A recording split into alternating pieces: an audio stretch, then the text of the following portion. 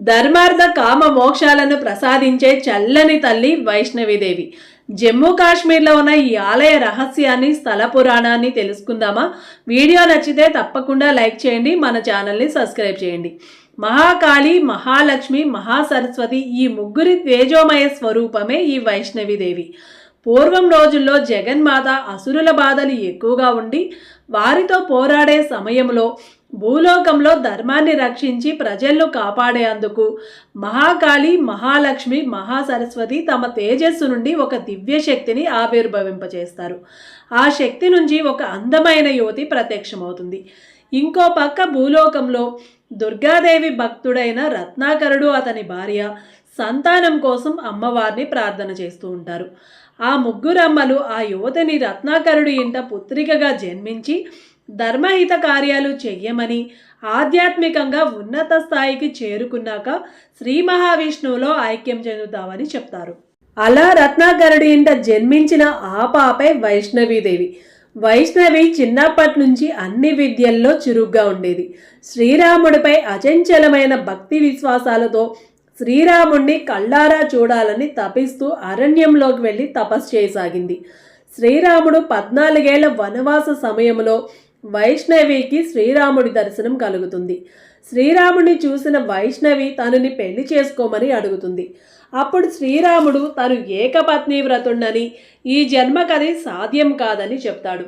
అయినా కొన్ని సంవత్సరాల తర్వాత తను ఇక్కడికి వస్తానని, అప్పుడు తనని గుర్తుపడితే తప్పకుండా పెళ్లి చేసుకుంటానని చెప్తాడు శ్రీరాముడు. రావణ సంహారం అనంతరం శ్రీరాముడు మరలా వైష్ణవీదేవి దగ్గరికి ఒక ముసలతని రూపంలో వస్తాడు. కానీ వైష్ణవి అతన్ని గుర్తుపట్టలేదు.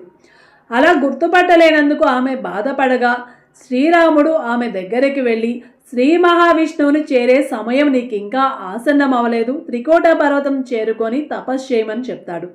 అప్పుడు వైష్ణవీదేవి త్రికోట పర్వతం చేరుకొని తపస్సు చేసుకుంటూ ఆ ప్రాంతంలో ఉన్న వారికి ధర్మసత్య మార్గాల గురించి బోధించసాగేది. అది చూసి అసూయపడిన ఆ ప్రాంతంలో ఉండే గోరఖ్నాథ్ బాబా అనే ఒక మాంత్రికుడు వైష్ణవీదేవిని ఎలా అయినా అక్కడి నుంచి పంపించేయమని తన శిష్యుడైన భైరవనాథ్ని పంపిస్తాడు. భైరవనాథ్ వైష్ణవిని చూడగానే ఆమె అందానికి ముగ్ధుడయి ఆమెను పెళ్లి చేసుకోమని ఒత్తిడి చేస్తూ ఆమె తపస్సుకి భంగం కలిగిస్తూ ఉండేవాడు. వైష్ణవీదేవి తన తపస్సుకి భంగం కలిగించకుండా చూడమని ఆంజనేయుని ప్రార్థించి త్రికోట పర్వతంలోని ఒక గుహలోకి వెళ్ళిపోయి తపస్సు చేసుకుంటుంది. అలా 9 నెలల పాటు ఆ గుహలోనే తపస్సు చేస్తుంది. ఈ 9 నెలలు కూడా భైరవనాథుని గుహలోకి వెళ్లకుండా ఆంజనేయుడు అడ్డుకుంటాడు. తపస్సు పూర్తి చేసుకుని బయటకు వచ్చిన వైష్ణవి మాత అపరకాళిక రూపం దాల్చి ఆ గుహ బయటే భైరవనాథ్ తలని ఒక్క వేటులో నరుకుతుంది. తెగిన భైరవనాథ్ తల కొంచెం దూరంలో కొండ శిఖరంపై పడుతుంది.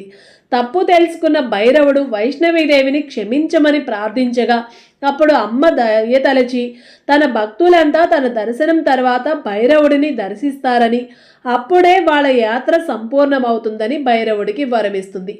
అత్యున్నత తపస్సు వల్ల శ్రీ మహావిష్ణువులో లీనమయ్యే శక్తిని సంపాదించుకుంటుంది వైష్ణవీమాత. త్రికూట పర్వతంపై అమ్మ తపస్సు చేసుకున్న ఆ గుహలోనే 3 తలలు అంటే మహాకాళి, మహావైష్ణవి, మహాసరస్వతిగా మారి మనందరికీ దర్శనమిస్తుంది. వీడియో నచ్చితే శ్రీ వైష్ణవి అని కామెంట్ చేయండి. Please subscribe my channel. Thank you my friends.